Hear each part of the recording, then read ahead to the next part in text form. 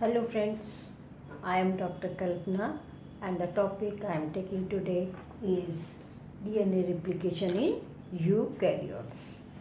इससे पहले हमने DNA replication in prokaryotes पढ़ लिया है और दोनों में काफ़ी डिफरेंस है। यहाँ यूकैरियोट्स में ये replication बहुत कॉम्प्लिकेटेड होता है।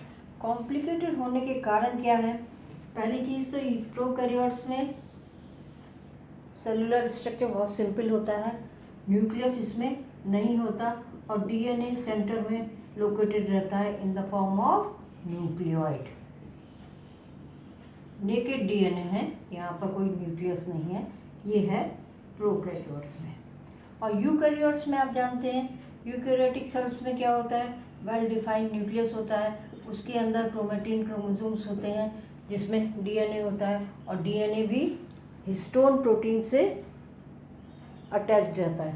तो यदि डीएनए रिप्लिकेशन होना है तो पहली चीज़ तो हिस्टोन ही अलग होना पड़ेगा और हिस्टोन अलग करने के लिए क्या होगा, बहुत सारे एंजाइम साइटोप्लाज्म से अंदर न्यूक्लियस में जाने पड़ेंगे।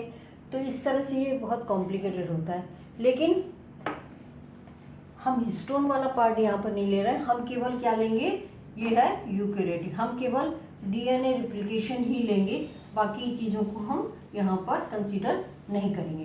दूसरी चीज़ क्या होती है, प्रोकैरियोटिक में जैसे पढ़ा हमने कि एक ही ओरिजिन ऑफ रेप्लिकेशन होता है। इस तरह से सर्कुलर हमने दिखाया था, सर्कुलर डीएनए होता है और उसमें एक ओरिजिन ऑफ रेप्लिकेशन होता है, ओरिजिन ऑफ रेप्लिकेशन। लेकिन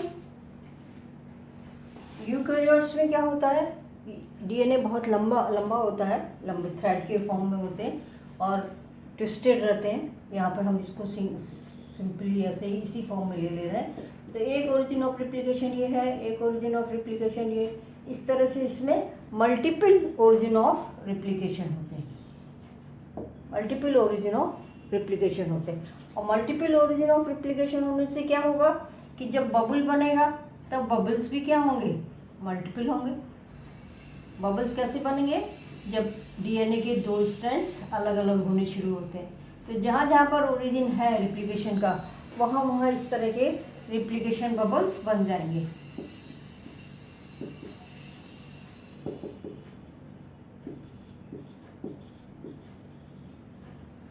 और यदि हम इस रेप्लिकेशन बबल में ये वाला पोर्शन देखते हैं तो ये किस तरह से दिखाई देता है, रेप्लिकेशन फॉर्क। तो इस तरह से इसमें रेप्लिकेशन फॉर्क भी क्या होंगे, मल्टीपल होंगे, बहुत सारे होंगे। तो ये तो मेन डिफरेंस है प्रोकैरियोट और यूकैरियोट्स में। बाकी और भी डिफरेंसेस आएंगे। यहाँ पे एंजाइम्स बहुत होते हैं और वो कॉम्प्लेक्स बनाते हैं बहुत सारे एंजाइम्स, वो सब हम स्टडी करेंगे अभी। और यहाँ पर भी यूकैरियोट्स में भी जो पूरा रेप्लिकेशन का प्रोसेस है उसको हम 3 स्टेप्स में पढ़ सकते हैं। पहला स्टेप है इनिशिएशन,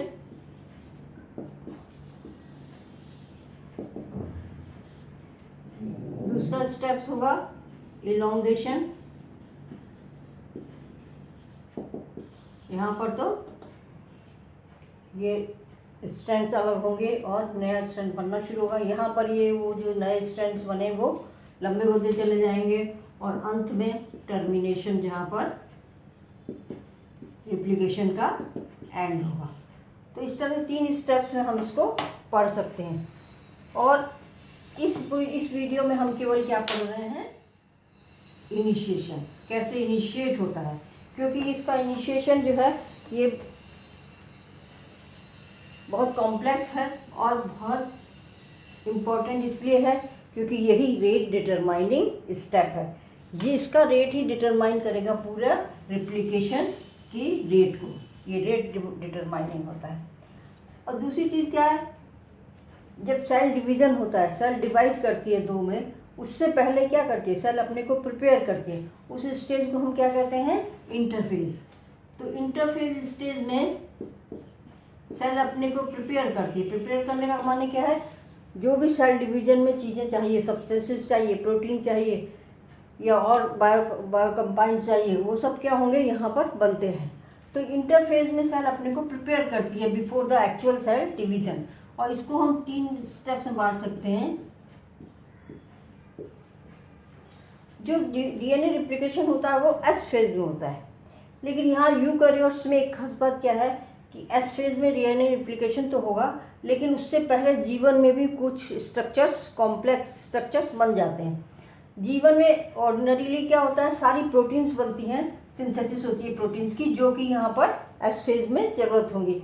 यहाँ पर भी यही है, जीवन में प्रोटीन्स भी बनेंगी और दूसरी चीज़ कि वो कुछ कॉम्प्लेक्स बनाएंगी जो आगे चल के फिर एस फेज में काम आते हैं। तो यहाँ पर हम इनिशिएशन में हम थोड़ा सा जीवन भी पढ़ेंगे, लेट जीवन। पर शुरू में तो जीवन में प्रोटीन्स बनेंगी, लेकिन हम यहाँ पर लेट जीवन पढ़ेंगे और फिर ये कैसे एस फेज में जाती है ये पढ़ेंगे। तो हम शुरुआत करेंगे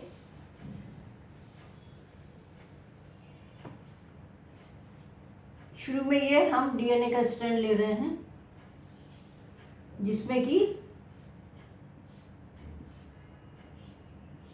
ये क्या है, ओरिजिन ऑफ रेप्लिकेशन है। ओरिजिन ऑफ रेप्लिकेशन क्या होते हैं,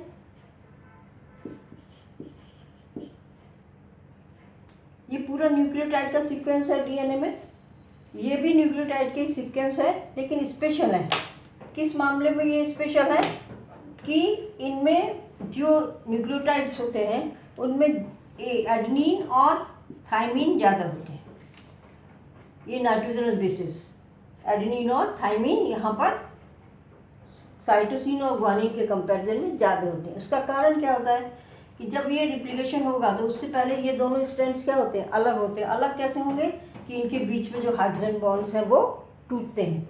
तो ए और टी के बीच में 2 हाइड्रोजन बॉन्ड होते हैं, और सी और जी, साइटोसिन और ग्वानिन के बीच में 3 हाइड्रोजन बॉन्ड होते हैं। तो नेचुरली एडेनिन और थाइमिन को अलग करना आसान होगा, कम एनर्जी लगेगी कंपेरिजन टू दिस। तो ये जो ओरिजिन ऑफ रिप्लिकेशन है, ये क्या, इनमें खास बात क्या हो गई कि एटी रिच होते हैं, माने इसमें एडेनिन और थाइमिन ज़्यादा होता है, जिससे ये आसानी से टूट जाते हैं इनके बीच के हाइड्रोजन बॉन्ड। अब सबसे पहली जो प्रोटीन आके यहाँ पर अटैच होगी वो होती है ORC। यहाँ पे हम लेते चलते हैं कौन कौन सी प्रोटीन यूज़ हो रही है। सबसे पहली प्रोटीन जो यहाँ पे आके अटैच होगी ओरिजिन ऑफ रेप्लिकेशन पे, वो है ORC। ये है, यहाँ पर आ गई ORC, ये है ORC। ORC का मतलब origin recognition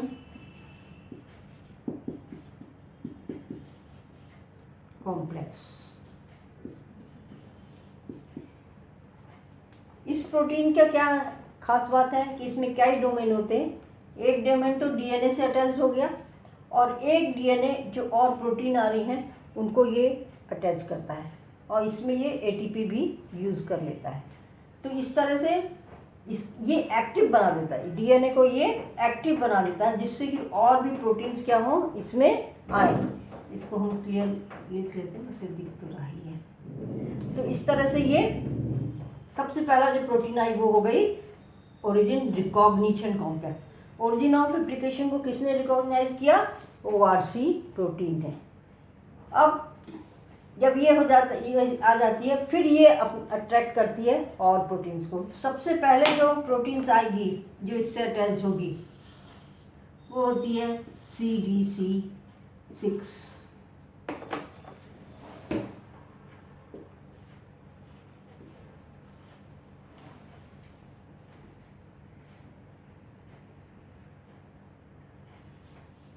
cell division cycle 6 protein. और एक और प्रोटीन आएगी यहाँ पर अटैच होगी इसको, ये कहलाती है CD-T1। तो थर्ड प्रोटीन जो आई वो क्या हुई, CD-T1। इसका फुल फॉर्म है chromatin licensing and DNA replication factor 1। ये जो है ये CDC6 के बाद में आएगी CDT, ये भी CDT1 है। ये दोनों प्रोटीन्स CDC6 और CDT1 ये कैसे फंक्शन करती हैं? ये फंक्शन करती है हेलिकेज लोडर। हेलिकेज एक मेन प्रोटीन मेन एंजाइम होता है जो ये स्ट्रैंड्स, दोनों स्ट्रैंड्स को अलग करता है। तो हेलिकेज लोडर का काम ये करती है। तो सबसे पहले क्या लोड करेंगे, ये यहाँ पे इस जगह पर आके ये लोड करती हैं, वो होता है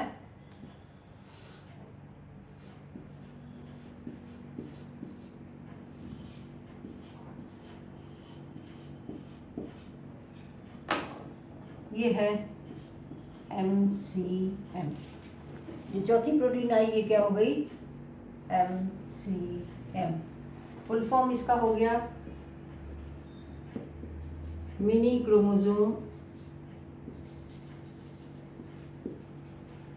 मेंटेनेंस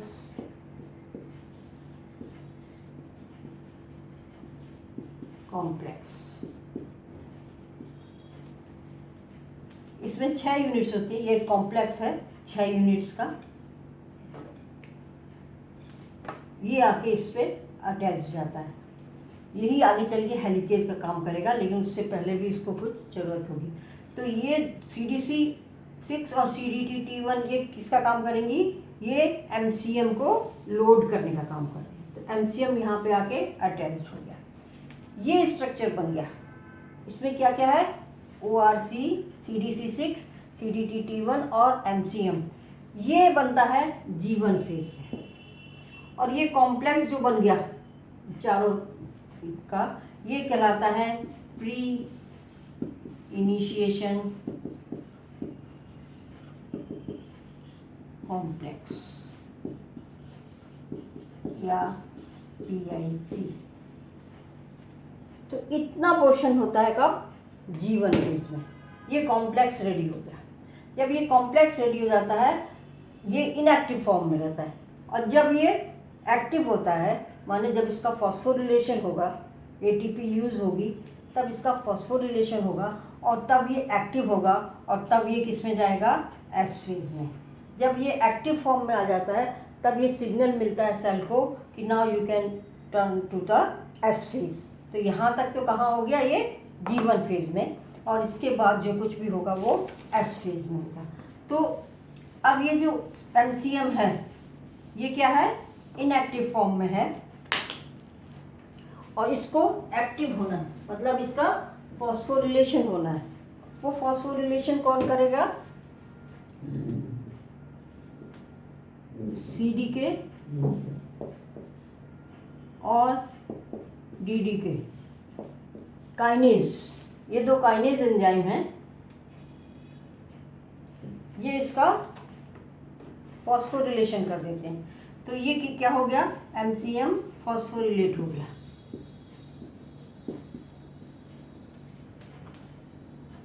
साइक्लिन डिपेंडेंट काइनेज और DDF फैक्टर डिपेंडेंट काइनेज, ये दो काइनेज हुए, ये दोनों इसको क्या करते हैं? फॉस्फोरिलेट कर देते हैं। ATP इसमें ऐड जाती है और ये एक्टिव हो जाता है। जब ये एक्टिव हो जाता है, तब ये जो चीज़ें हैं ये इसमें से रिलीज हो जाती है। इनका भी फॉस्फोरिलेशन होता है और ये निकल जाती है। मतलब अब हमारे पास क्या बच गया?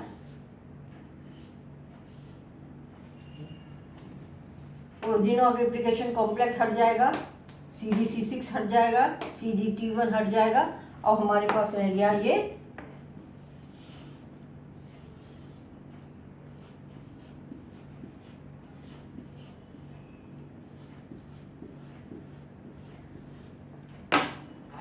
रह गया MCM और ये है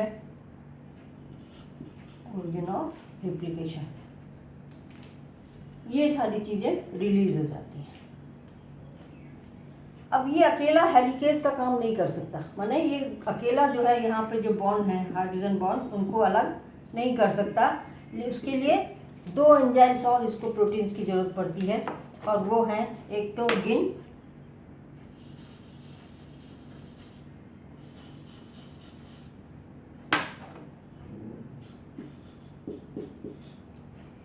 और एक है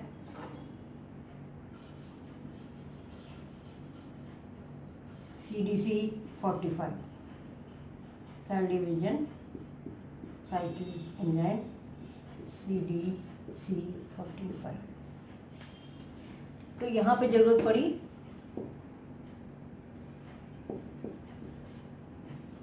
गिन, ये प्रोटीन है, इसको गिन का नाम दिया हुआ है जापान में, अल्फा काउंटिंग के नंबर के हिसाब से है जापानीज का, और ये है CDC45। ये तीनों गिन, MCM और CDC45 ये मिलके हेलिकेज का काम करते हैं। मतलब जब ये इसको सेपरेट करेंगे और फॉर्क जो बनेगी उसको ये आगे भी बढ़ने में मदद करेंगे, और इस तरह से ये रिप्लिकोज बनाते हैं, मतलब फॉर्क को आगे बढ़ाते रहेंगे। तो अब ये हेलिकेज तैयार हो गया। यहाँ पर जब ये हेलिकेज बन जाएगा, इसका मतलब क्या होगा, यहाँ से ये बॉन्ड टूटेगा और फिर ये क्या बन जाएगा, बबल बन जाएगा। मतलब इस जगह पर जो है हाइड्रोजन बॉन्ड टूट गए।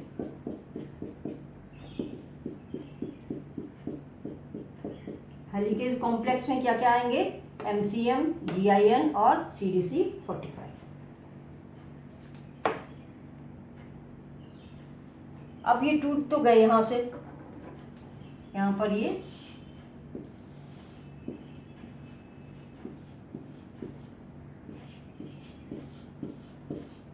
हेलिकेज कॉम्प्लेक्स है, ये पूरा हेलिकेज का काम करेगा। अब ये क्या होगा, जब ये अलग हो गए तब ये रिप्लिकेशन बबल बना दिया इन्होंने।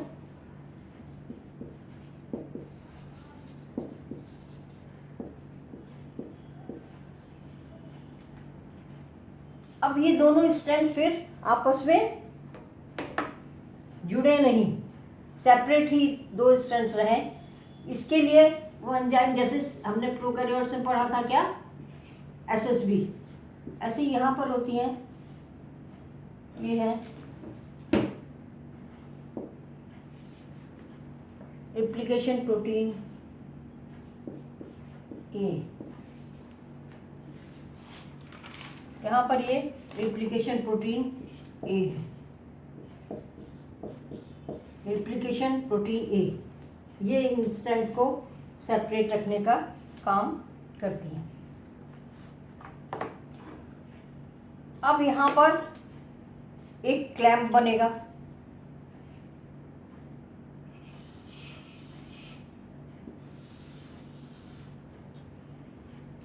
क्लैंप किस लिए, जिससे कि DNA पॉलीमरेज जब आएगा तो वो अपनी जगह पर बना रहे, इसको क्लैंप बनना कहते हैं। और इसमें जो प्रोटीन, जो दो तरह की प्रोटीन यूज होंगी, एक तो क्लैंप लोडर होगा जो कि क्लैंप के प्रोटीन को लोड करेगा, वो है RFC, रिप्लिकेशन फैक्टर C, वो तो इसको लोड करेगा। और जो जिसका ये क्लैंप बना रहेगा वो कहलाता है PCNA।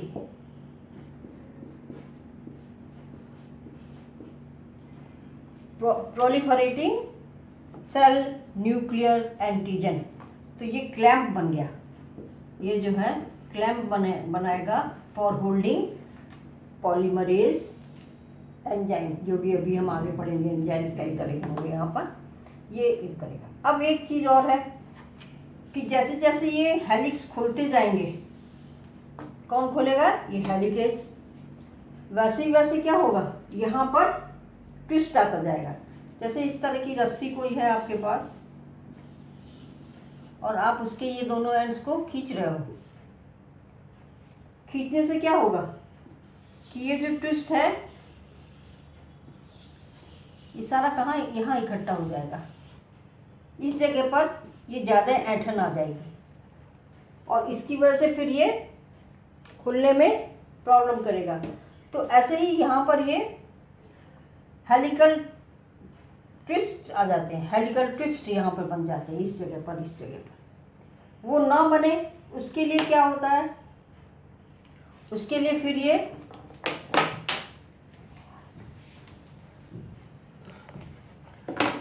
उसके लिए यहाँ पे एंजाइम होता है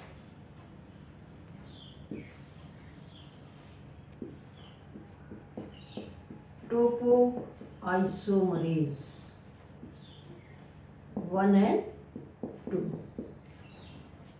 तो अगले आ गए टोपोआइसोमरेज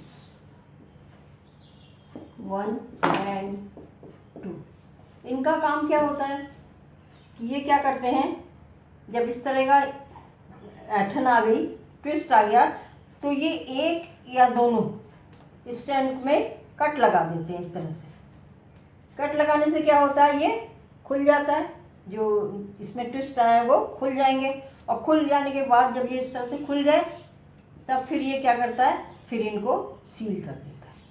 तो टोपोआइसोमरेज का काम है, जो हेलिकल ट्विस्ट आ गए because of the unwinding of DNA helix, DNA helix को जो खोला है, मेल्ट किया है हेलिकेज ने, उसकी वजह से इस साइड में हेलिकल ट्विस्ट आ जाते हैं। उनको रिमूव करने के लिए टोपोआइसोमरेज 1 और 2, 1 होते हैं तो वो एक ही में कट लगाएगा, उससे भी प्रॉब्लम सॉल्व हो जाती है, और 2 है तो दोनों में कट लगाएगा, उससे भी प्रॉब्लम सॉल्व हो जाती है, और फिर उसको रीसील कर देते हैं।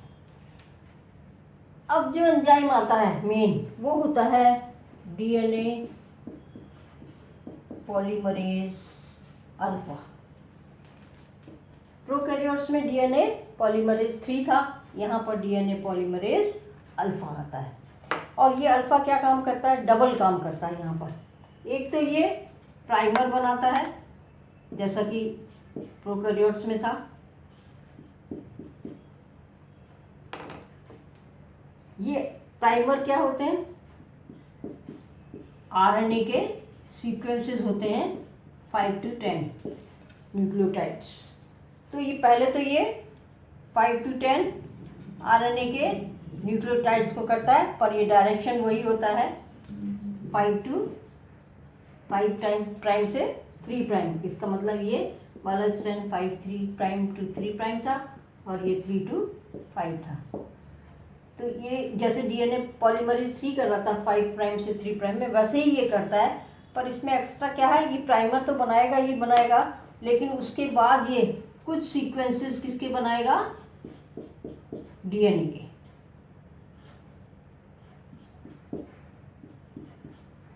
ये भी 5 to 3 डायरेक्शन होगा। ये सीक्वेंसेस तो प्राइमर वाले तो क्या है, आरएनए के हैं, और ये जो सीक्वेंसेस बनेंगे कुछ 5 to 10 to 20, ये जो है ये 10 to 20 न्यूक्लियोटाइड्स का ये डीएनए के सीक्वेंसेस बनाएगा। मतलब इसमें डीएनए के न्यूक्लियोटाइड्स होंगे। आपको पता है आरएनए और डीएनए में एक तो शुगर में अंतर होता है, इसमें राइबोज शुगर होती है, इसमें डीऑक्सी शुगर होती है, और एक चीज़ ये है कि इसमें थायमीन होता है इस डीएनए वाले में, और इसमें यूरेसिल होता है। तो ये डिफरेंस के साथ बनाता है। तो प्राइमर तो हो गया आरएनए का, और ये हो गया डीएनए का। तो इसमें ये एक्स्ट्रा डीएनए का भी कुछ बना सकता है। ये जो है डायरेक्ट, ये पॉलीमरेज जो है डायरेक्ट डीएनए के न्यूक्लियोटाइड ऐड नहीं कर सकता, क्योंकि यहाँ पर फ्री OH नहीं होता, इस जगह पर फ्री OH नहीं होता। इसको इनिशिएट करने के लिए फ्री OH चाहिए। जब ये आरएनए प्राइमर बना देता है तब इसको फ्री OH मिल जाता है, और फिर बाद में ये इसके बाद जो चलेगा यही चीज़ जो है इलोंगेट होती जाएगी, और डीएनए न्यूक्लियोटाइड्स इसमें जुड़ते जाएंगे, वो हम पढ़ेंगे इलोंगेशन में। तो इसमें यहाँ तक तो ये कॉम्प्लेक्स था, ये था जीवन में, और ये है एस में। तो जीवन में यहाँ पर ये प्री इनिशिएशन था, कॉम्प्लेक्स, और उसके बाद फिर ये एस फेज में आया जिसमें इतने सारे प्रोटीन्स की ज़रूरत पड़ी। इसके बाद जो कुछ भी चलेगा वो सब इलोंगेशन में हम पढ़ेंगे। यदि अच्छा लगा हो आपको वीडियो तो आप लाइक करिए और सब्सक्राइब करिए। Thank you.